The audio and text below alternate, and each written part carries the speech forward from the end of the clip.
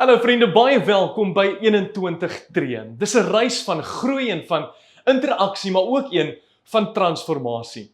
My naam is Kenneth Woodward, ek is een van die leraars en die musiekbedieningsleier hier by Tygerberg Gesinskerk.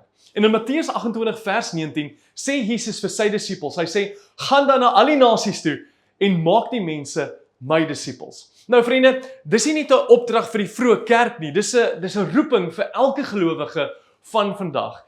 En oor die volgende 21 tree gaan jy dieper delf in God se woord. Ons gebed is dat jy gaan groei in jou persoonlike verhouding met Jesus en dat jy sal leer hoe om jou geloof met vertroue, maar ook met vreugde uit te leef.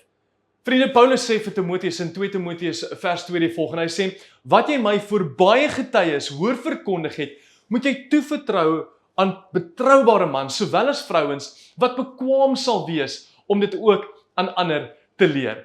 Vriende, disippelskap gaan oor vermenigvuldiging. Dit gaan oor dat ek en jy disippels moet maak, wat disippels maak. En ek dink jy kry die punt, maar dit gaan oor dat ek en jy mense van Jesus moet vertel. En vriende, ons gebed is dat hierdie disippelskapsprogram jou sal help groei, dat dit jou sal toerus om 'n leier te wees en ander mense te lei en ook 'n mentor vir hulle te wees op hulle geloofsreis. So of jy nou nie in die geloof is en of jy al 'n lang pad saam met Christus wandel, hierdie program is ontwerp om jou te help om die skrif dieper te verstaan, om geestelike gewoontes te ontwikkel wat blywend is en om 'n mentor te word, om regtig waar 'n disipelmaker in jou eie gemeenskap te word. So vriende, as jy enige vrae rondom hierdie platform het of oor die program self het, kan jy my gerus kontak op die inligting wat nou hier op die skerm verskyn. En vriende, ek sien uit daarna om die volgende 21 tree saam met jou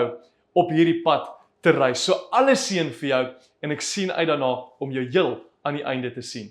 Seënwense.